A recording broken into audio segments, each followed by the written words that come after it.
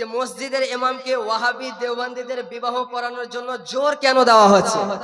আমি পূর্বে বললাম ভাই যে আমরা ওয়াহাবিদের বিবাহ কেন পড়াই না, বললাম কি বললাম না?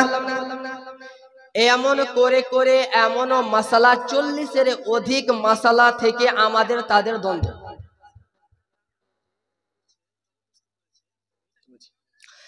তো এই ধরনের আমরা ওই জন্য তাদের বিবাহ পড়াই না। এইবার যেহেতু আপনি আপনার ছেলে মেয়ের বিবাহ দিচ্ছেন, আপনাকে আমি জোর করে কি বলবো যে বলতে পারবো যে না আপনি বিবাহ দেন না? পারবো গো ভাই। কিন্তু আমি যদি গরুর মাংস না খাই তাহলে কি আপনি আমার মুখ চিপে খাওয়াবেন? বলেন। আপনার ইমাম সাহেব এটা থেকে বেঁচে আছে, তার বিবাহ পড়াবে না, আপনি জবরদস্তি সেই জায়গাতে বিবাহ দিচ্ছেন, তা আপনি ইমাম সাহেবকে মেরে টেনে নিয়ে যাবেন কেন?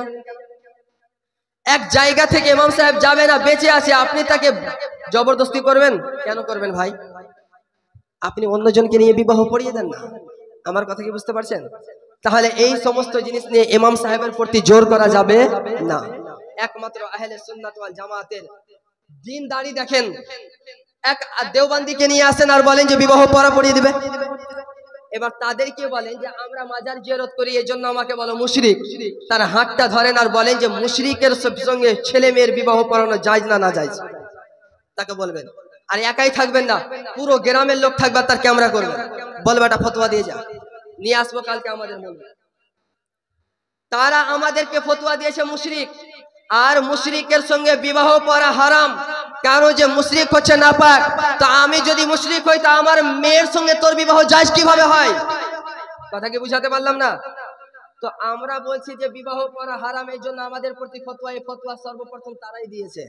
তবে তারা হলো মুনাফিক, তারা অর্ধেক কথা বাইরে বলবে, অর্ধেক কথা ভিতরে বলবে। আর আলহামদুলিল্লাহ আমরা সুন্নিরা সদা সর্বদা যেটা বলে এসেছিলাম, হক কথা যেটা বাড়িতে বলি সেটা ময়দানেও বলি। এই জন্য আমাদেরকে লোক দেখতে পারে না, এই জন্য আমাদের থেকে কাটতে কাটতে কাটতে কাটতে সেই দিকে চলে যাচ্ছে। কেন? স্ত্রীকে রাগের মাথায় 1000 তালাক দিয়েছি, এক তালাক বিবি আমারই। সুন্নিরা থাকলে পরে হাত থেকে চলে যেত, আহলে হাদিসে এটা অফার পেয়েছি বিবি আমারই। তাহলে এরকম এরকম অফার কি ছাড়া যায়? ছাড়া যায় গো? শরীর নাপাক হয়ে গিয়েছে, স্বপ্ন দোষ হয়েছে, স্বামী স্ত্রী মিলন, তারপরে ফজরের নামাজ যদি পড়তে যেত গোসল করতে হবে শীতের সময়, আহলে হাদিসদের ফতোয়া গোসল না করলেও নামাজ হয়ে যাবে, এগুলো অফার ছাড়া যায়? আহলে হাদিস তো হওয়াই লাগবে, তাই না? এ হয়ে যাচ্ছে ব্যাপার ভাই। স্ত্রীকে যদি 3 তালাক হয়ে যায় তাহলে স্ত্রী আর থাকবে না, কি করতে হবে? হালালা হবে। তার একটা সাজা ছেলের জন্য তোর স্ত্রী আর পাবি না তুই, তার জন্য স্ত্রী তোরই থাকবে, বেটা যত যা করবি করে নে। এই অফার তো আর ছাড়া যায় না ভাই।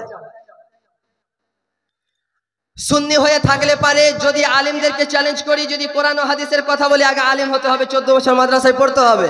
ওয়াহাবিদের জন্য এটা লাগবে না, দুই একটা বাংলা পিডিএফ পড়ো আর জুব্বা কুব্বা লাগিয়ে দাও, নামের আগে লেখা দাও শেখ, সবচাইতে বড় শেখ। এই অফার কি ছাড়া যায়? 14 বছর মাদ্রাসায় পড়বো তারপর মৌলবি হব, দুটা বাংলা কিতাব পড়ে তো মৌলবি হওয়া লাগবে, তাহলে কেন আহলে হাদিস হবো না, তাই না? এই সমস্ত জিনিসই হচ্ছে কি করা? জাহান্নামের রাস্তা দিয়ে নিয়ে যাওয়া। আস্তাগফিরুল্লাহ, এই ধরনের কাজ করবেন না, ইমামকে এইদিকে জবরদস্তি করবেন না। আরে ভাই এইটা কথা কি আপনার বিবিকে আসে না? আমার মেয়ের বিয়ে পড়াবে, ইমাম সাহেবের পকেটে 500 থেকে 500-1000 টাকা পকেটে ঢুকবে। ইমাম সাহেব তো টাকার জন্য বাড়ি থেকে এখানে এসেছে রে ভাই, তাহলে আপনার বিয়ে, আপনার মেয়ের বিবাহ পড়ানো আমার পকেটও গরম হবে।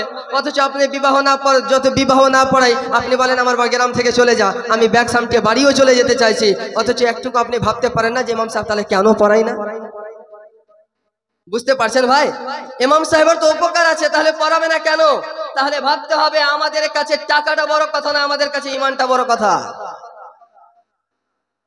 এই জন্য আমরা তাদের বিবাহ পড়াতে রাজি না।